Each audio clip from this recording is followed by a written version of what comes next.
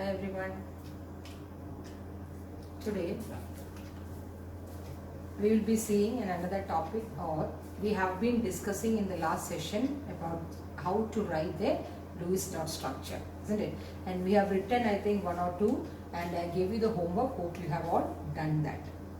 Now going into the formal charge, before that we will do one more Lewis structure with a charge on it. Okay, the charge on it. For example, you have to do NO2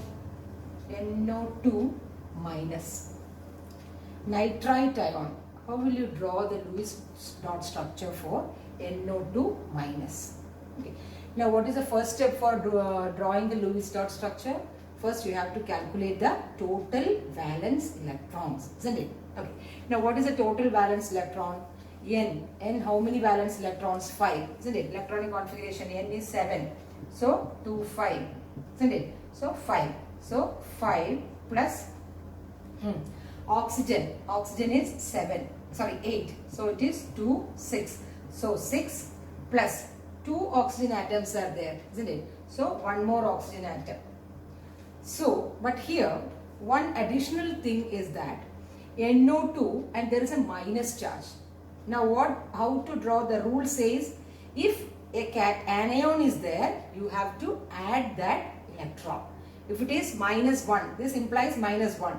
If it is minus 2, you add plus 2. Okay, so 2 electrons are there, minus. For anion, you add 2, and for cation, you subtract it. So here it is an anion.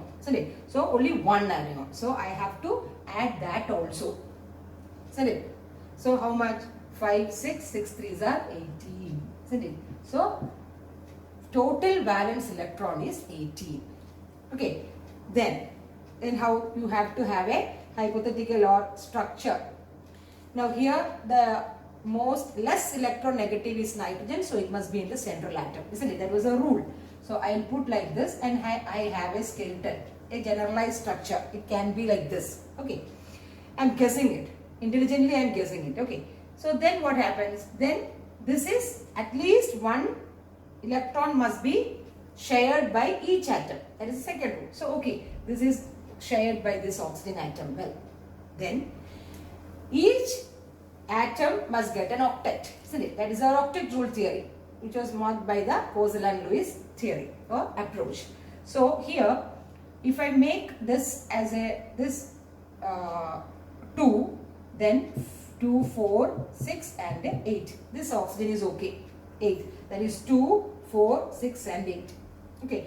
So total how much? 2, 4. Correct.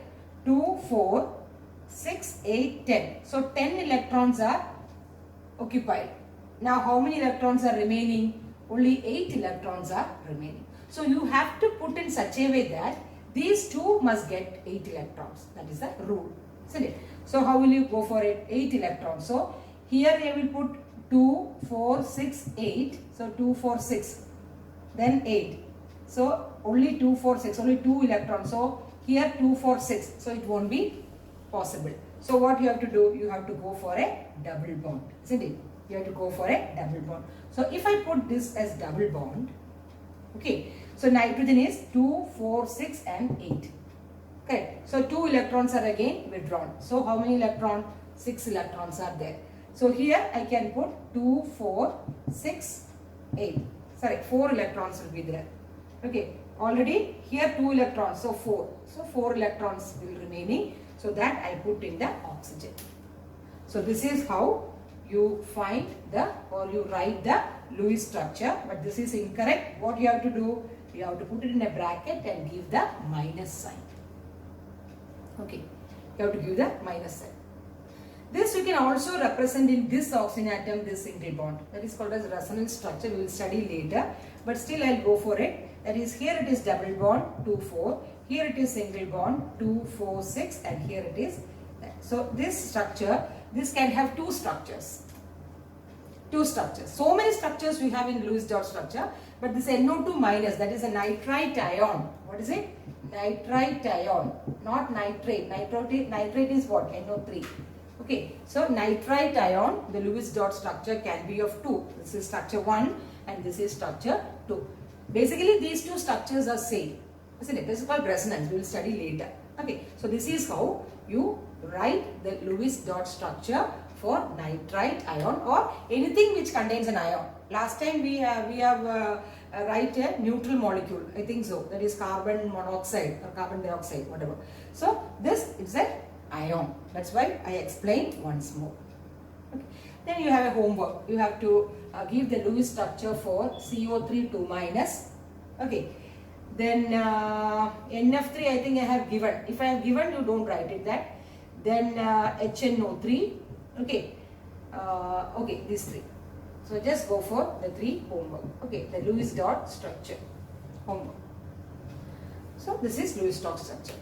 How to write? Now I think you are able to write the Lewis dot structure. Okay, just keep in mind the rules and then go for it. Okay. Now we will see what is formal charge.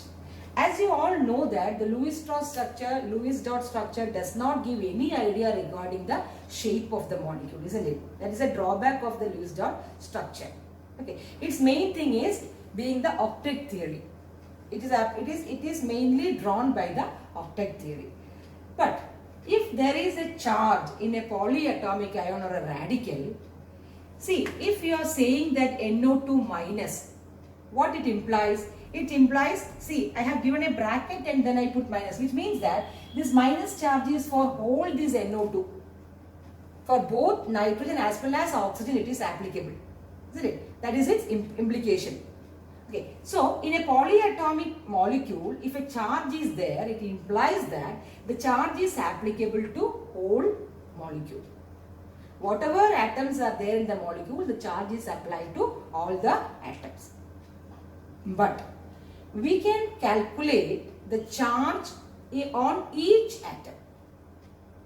We can calculate the charge on each atom. Okay. So that is called as the formal charge. Now if you ask me what is its importance, see, the formal charge does not give an idea about the correct idea about how much charge is within the molecule. It just gives an idea of the energy. If you have too many Lewis structures for a compound or a molecule, whichever structure is having the lowest charge separation, that structure is most stable. So from that we can have an energy calculation. More stable means less energy.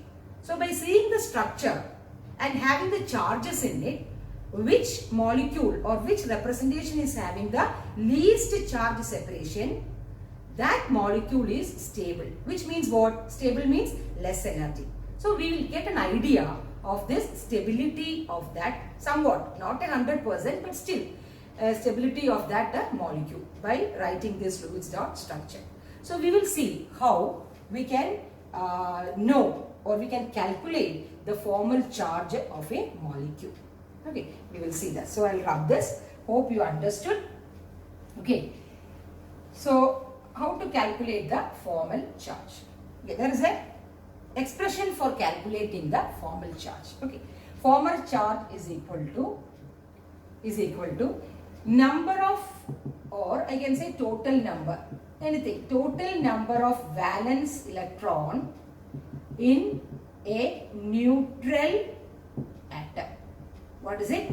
The total number of valence electrons in a neutral atom. That means in a isolated neutral atom, stable atom, minus number of lone pair of electrons. What do you mean by number of lone pair of electrons? Lone pair I can also say non-bonded. I already told you, right? Non-bonded. For example, if I say NH3, in NH3, same example I have given you also, but still once more. The bonding is taking place between the nitrogen and the hydrogen. So nitrogen is having 5 valence electrons. So 3 electrons are getting into the covalent bond with hydrogen, and the last 2 electrons will be as such. That is, it is not getting into the bonding formation, the bond formation. So that pair of electrons, it's a pair, right? 2 electrons, we call it as a pair. So that pair of electron is called as a lone pair electron. Okay, lone pair electron. What is bond pair? This is bond pair. Means this is again 2 electron which makes a bond. This is also makes a bond. This also makes a bond. So this is called as bond pair electron. Okay. So that is the number of total number of valence electrons in a neutral molecule, atom, minus number of lone pair of electron minus half into number of bond pair of electron. What do you mean by bond pair of electron? How many electrons are taking part in bonding? That is called as bond pair electron. Okay, that is shared. Number of shared pair of electron. In the case of nitrogen, I have told you, this is bond pair. If I, for example, see, in this case, how many number of lone pair? Only number of lone pair 2. Isn't it? Then number of bond pair 1, 2 and 3. So that is how you calculate it. I will show you how to get the formal charge of a molecule. So this is the expression for finding out the formal charge. That is the total number of valence electron in a neutral atom minus the number of lone pair of electrons. Lone pair means non-bonded electrons minus half into the number of bonded electron. Okay. Now we will see how you calculate the formal charge of any molecule. Now the calculation of formal charge is on the assumption that at least one electron is shared. For example, one electron is shared from each atom, which means nitrogen should share at least one, hydrogen should be at least one. So that assumption, and the lone pair is which does not take part in bonding, you consider it as a lone pair of electron.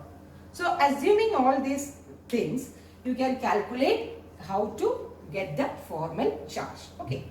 Now we will see an example, that is ozone molecule. Ozone is O3. First, for the homework also you calculate O3. Write the Lewis dot structure for O3. Okay. Just do it for the homework. Now we will see how you calculate the formal charge for the ozone. So as I know, the structure is like this, O and O. See, you will get by doing the Lewis structure. And here it is a lone pair, here it is 2 lone pair, and here it is 3 lone pair. See, this is the structure you will get deduced from the, you do it yourself, how you go for it, by getting the steps, total number of valence electrons. Then you get, since all the 3 are equal, just go for a straight line. It can be a straight line. Why I did this is, I know it's a bend structure due to the coming theory, that is the hybridization theory and all, the bond angle will be like this. Okay, so leave that apart. So this is the structure, or you can say the straight chain also, what you do. But I know it's a bend structure, that's why I am getting into that. So listen, so we will see once again, since all are octet according to the Lewis theory, Kozal and Lewis approach. See, I named it this as the first carbon atom, oxygen atom. Okay, I want to calculate the formal charges on these 3 different oxygen atoms. Agree? Okay. Now what you will do? We will take the first oxygen atom. Before that, just see whether it all has an octet theory is applicable. For example, the first one, 2. One bond means 2 electron. 2, 4, 6 and 8. Correct. Now for the second oxygen, 2, 4, 6 and 8. That's also correct. For the third oxygen, 2, 4, 6 and 8. So it is exactly the structure, the Lewis dot structure for the O3 molecule. Now we will see the formal charge on the first oxygen atom. Okay. Now I will write first oxygen atom like O1.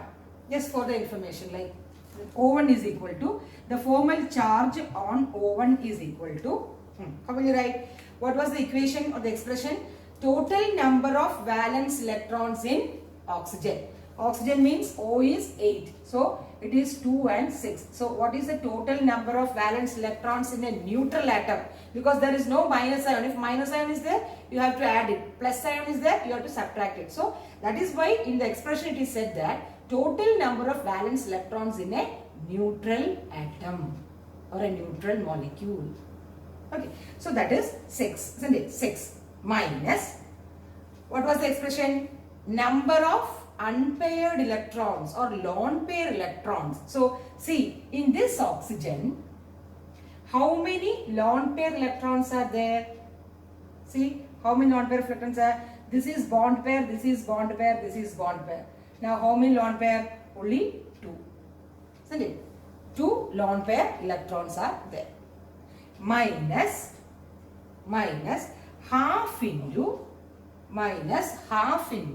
number of bond pair electron. Bond pair electron is 2, 4 and 6. Isn't it? 2, 4 and 6. So it is half into 6. See? So 2 and 3 got cancelled. That is 3 into 2, 6. So it will be 6 minus 2 minus 3. That is equal to 6 minus 5. That is equal to 1 plus 1. So what is the charge on this oxygen atom? What is the charge?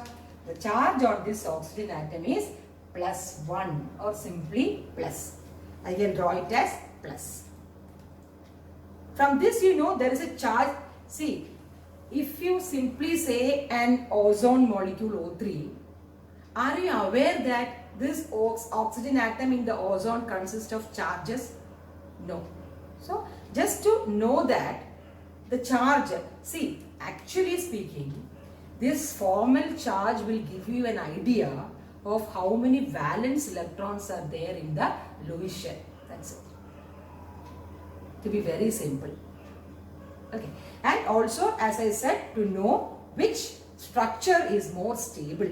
That means less energy. The structure having least charge separation is more stable. That you don't go to complications. Just get that only. Okay, get that point only. So this is the formal charge of oxygen number 1. Correct? Now we will see the formal charge of oxygen number 2. So this you got it, right? Okay. Now the formal charge on oxygen number 2. What is oxygen number 2? This one. Okay. Okay, this one.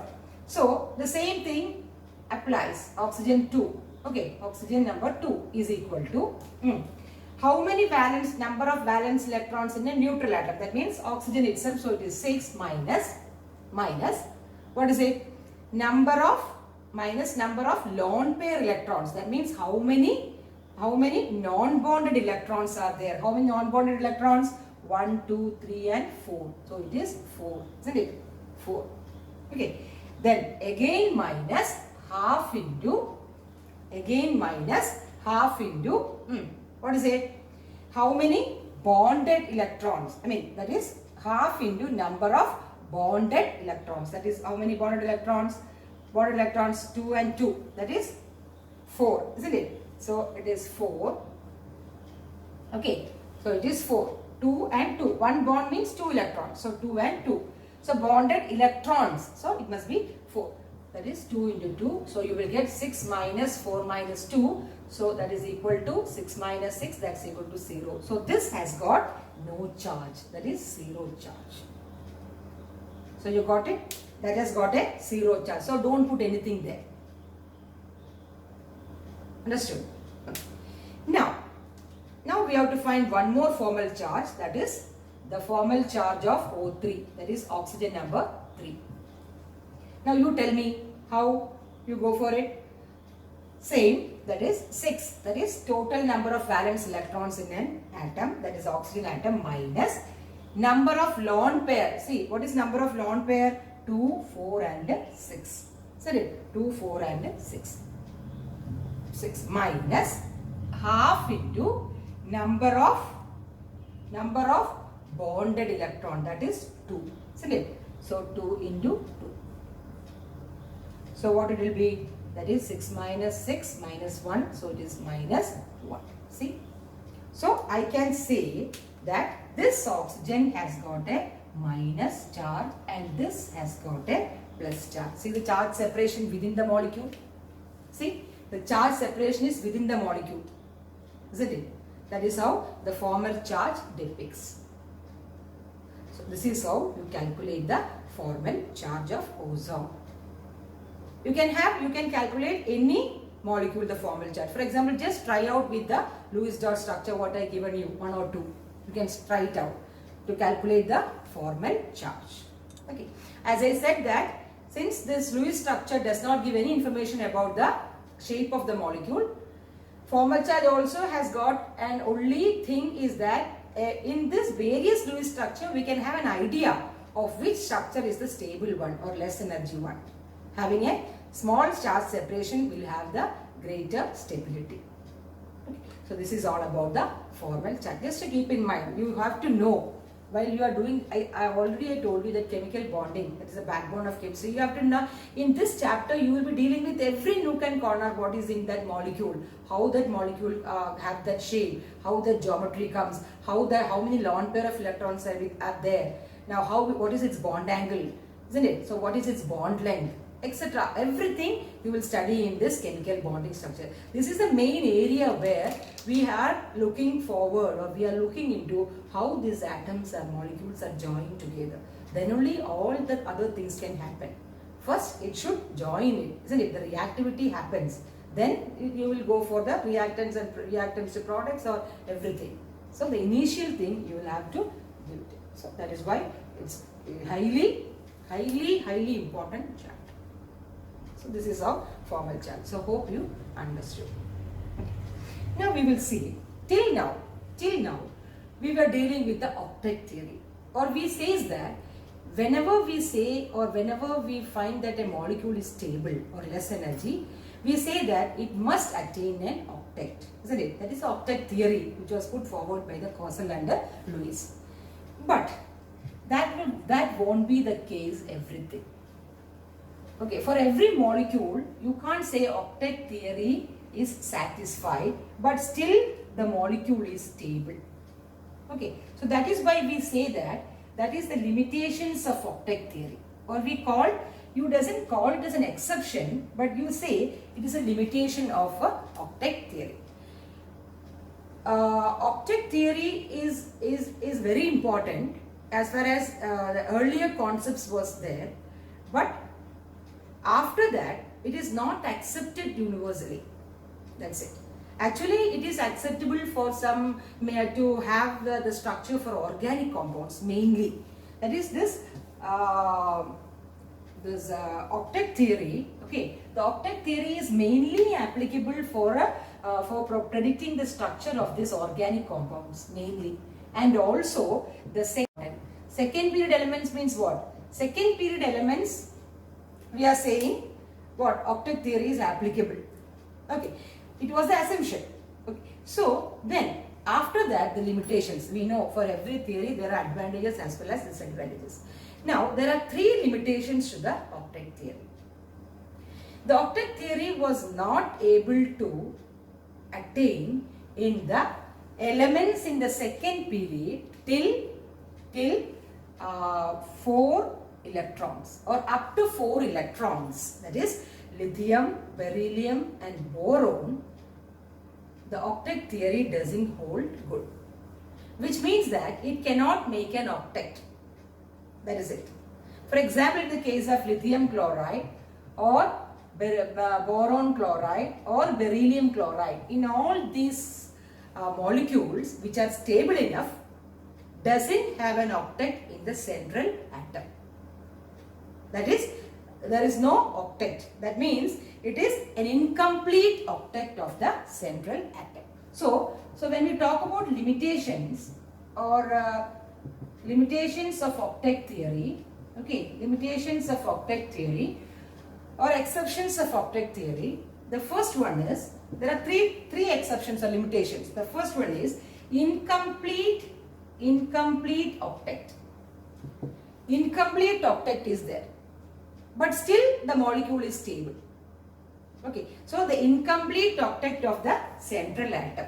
Central atom is what you call it as lithium chloride, that is linear. So there is no central atom, but still we call lithium to be what? Lithium to be central. So BCl2 means like B beryllium and chlorine, and boron trichloride means Cl, Cl and Cl. See? So here what happens in beryllium, how many electrons will be there? 2 and 2 plus 2 is 4 electrons are there. So it is an incomplete octet. Octet means what? It must contain 8 electrons, isn't it? 8 electrons. So this doesn't contain 8 electrons. The central atom is not holding the octet rule. Lithium also, 2 electrons are there in the lithium. So again what? It is not sufficient for the octet theory, but still the molecule is stable. So that is why we say in every possibility you cannot say, or in every situation you cannot say it must hold an octet rule. So that is why we say the limitations of octet rule. Okay, for everything that happens, right? Yes. So this is so when boron, how many electrons? The central atom 2, 4 and 6. So here it is 6 electrons. Octet means 8 electron. Here this is 4 electrons, central beryllium. That is again 4 short. Then this is 2 electrons, 6 short for octet. So this is the first limitation of the octet theory, or that is the incomplete octet of the central atom. Okay. So this is mainly seen in the second period. That is lithium, beryllium and boron. Okay. So that is the first limitation of octet theory. Now second limitation of the octet theory is odd electrons in the central atom. Odd electron. Have you heard of odd electron? What do you mean by odd electron? Odd.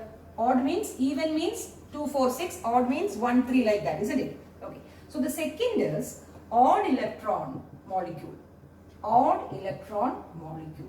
So even if the central atom has got not an octet, not even an octet, not even a lone pair, but it contains only 1 electron, that is odd. For example, in molecules like NO and NO2, listen.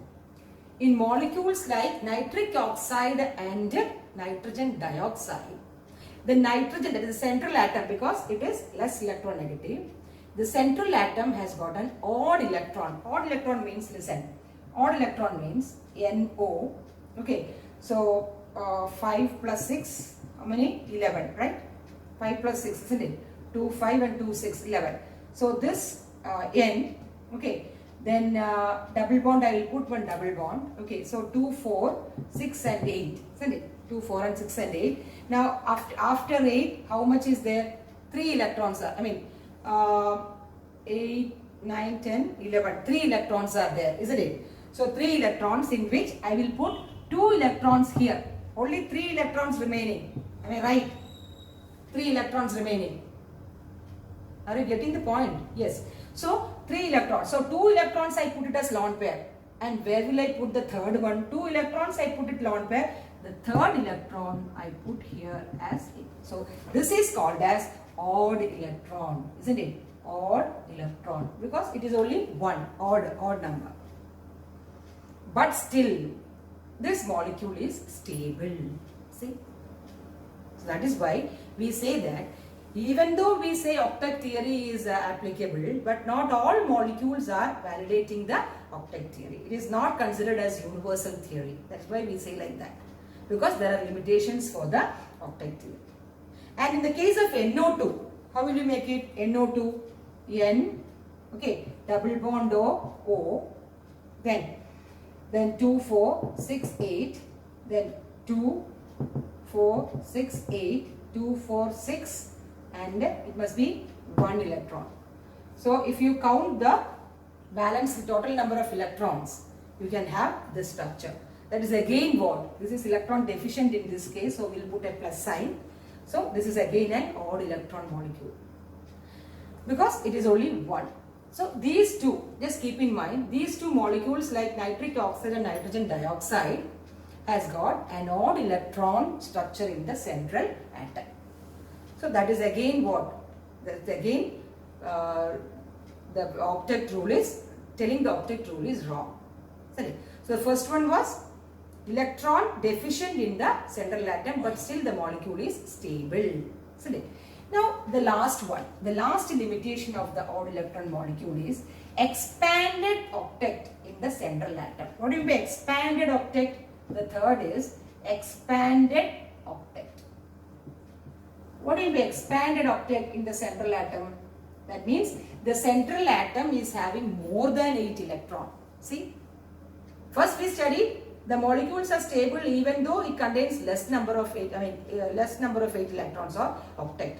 Second is odd electron molecule. And third is expanded octet, which means the central atom has got more than 8 electrons. And that too, that structures are stable enough. Now, how these structures are stable, we will have the next theory, that is the VSEPR theory. Okay, then there we will have a detailed discussion of these structures. So now you understand that there are molecules where the octet rule, not only 8 electron, more than 8 electron are stable enough. The best example is PF5. Okay, PF5 or PCl5. You can write PCl5.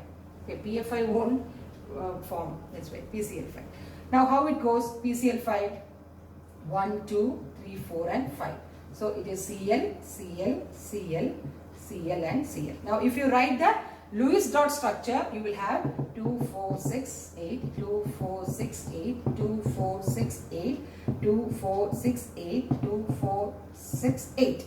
So chlorine will have the octet, but see this phosphorus bonded 2, 4, 6, 8, 10. Listen. 2, 4, 6, 8 and 10. So this phosphorus is having 10 electrons, isn't it? Octet means 8 electrons, 2 more. That is called, as you say, expanded octet. Clear? Now one more example. Clear? Okay. One more example, SF6. SF6, sulfur hexafluoride, SF6. Now if you look into this, 1, 2, 3, 4, 5 and 6. See, F, F, F, F, F and F. Here also the same thing, 2, 4, 6, 8, 2, 4, 6, 8, 2, 4, 6, 8, then 2, 4, 6, 8, 2, 4, 6, 8 and the last is 2, 4, 6, 8. See, the fluorine is having an octet, correct. But what about the central atom sulfur? See, count the bond pair, 2, 4, 6, 8, 10 and 12. So, the sulfur has got 12 electrons. Now, where is the octet and where is the 12? So, that is why these are the limitations of octet theory. Again, one more example if you want H2SO4. Just for homework, you write the Lewis dot structure. Homework. Lewis dot structure of H2SO4 and see how many electrons are there in the sulfur. That's also a homework. Okay. So this is how you go for the expanded octet. But in some cases, for example, if you see sulfur hexafluoride is expanded octet. But sulfur dichloride, SCl2, see, SCl2, it obeys the octet. How? If I draw here, I can draw, see, sulfur octet, that means Cl and Cl. Okay, so 6, 10. So 2, 4 must be double bond. 2, 4, 6, 8. 2, 4, 6, 8. See, this is the structure of SCl2, sulfur dichloride. See, in the sulfur dichloride, it is valid. The octet theory is valid for sulfur dichloride, whereas sulfur hexafluoride, the octet theory is not valid. There, the expanded octet in the central atom comes. So, these three are the limitations of octet theory. So, once more, what is the limitation of octet theory? 3 limitations are there. One is electron deficiency in the central atom. Second is odd electron molecule. What are the odd electron molecule which we studied? Nitric oxide and nitrogen dioxide. And what is the third one? The expanded octet. If for example, in the case of PCl5 or SF6 or H2SO4. So these are the limitations of octet theory. So you just go through it and write the structure for the Lewis structure. Okay. Now we will see what are the drawbacks of this octet theory. Okay. One by one we will see what are the drawbacks of this theory. Okay. One is, the most important thing is drawbacks of octet theory is, this gives the explanation on the behalf of the inertness of this noble gas. Because already it is what? The octet theory is beginning itself. They are telling about the noble gases and then they are going back to the other elements. Like noble gases as an octet, so it is stable. Other elements has got no octet, so they are reactive and they are getting stable. So the first drawback of octet theory was, this was mainly based on the assumption of the inertness. Inertness means what? It is not go for the bonding. So inertness of this noble gas. Okay, noble gases. But later what happened? These are the initial assumptions and all. But later what happens? We all, I think you are wondering, even the noble gases like xenon and krypton forms compounds. Even we are talking about noble gas, that means stability, octet, etc. Even if we are talking all this, even then the xenon, you know what are noble gas like helium, neon, argon, krypton, xenon and radon. Radon is radioactive, so we don't consider. So helium, neon, argon, krypton. Even the xenon and krypton will form compounds, mainly with oxygen and fluorine. Mainly with oxygen and fluorine, xenon as well as krypton forms compound. So where the theory goes, so in everything there are exception cases. So that's why while we are coming to that, we will study that. For example, xenon is XeF2, XeF4, XeF6. 3 fluorides are there. See. Again xenon have XeO3 oxides, XeOF2. So many compounds are there for xenon, but only KrF2 is there for the krypton, and that too it is not isolated, it is not getting isolated, but the scientists proved that there can be krypton fluorides. It's also possible, but its half-life is very, very, very small. So it cannot be isolated. Okay, so these are the drawback. The first drawback was, it was mainly, the octet theory was mainly based on the assumption of the inertness of the noble gas. But this was also not true. Even the noble gas form compounds. And second is, it doesn't give any idea about the shape of the molecule, isn't it? It does not account for the shape of the molecule. So 3 drawbacks here you are having. First is that it is mainly based on the assumption that the inertness of noble gases, and second point is it does not account for the shape of the molecule. Shape of the molecule. And the third drawback is, it does not give us the stability. What is the molecule stable, or why the molecule is stable, or how it is stable? It does not give any idea about the stability of the molecule. It says it is stable, but it does not give any explanation for that. How that molecule is stable, on what account it is stable. Why? Because see, there are limitations of octet theory, that is expanded octet or odd electron molecule. It is stable, but why? What is the reason behind it? What is the chemistry behind it? So this octet theory is not able to explain. So that is why the drawbacks are mainly the assumption is on the inertness of noble gases. Second, it does not give any account of the shape of the molecule, and third is, it does not give any idea of the stability. That means the term energy, they are not discussed anywhere in their rules or approaches. So stability means energy. So these are the 3 drawbacks of this octet theory. Okay. So this is all about the Lewis concept. Next we will talk about the ionic bond or the electrovalent bond. That we will see in the next class. So till then, read the book thoroughly, because I always tell you chemical bonding is very, very important, and do the homework. So that's it. Thank you.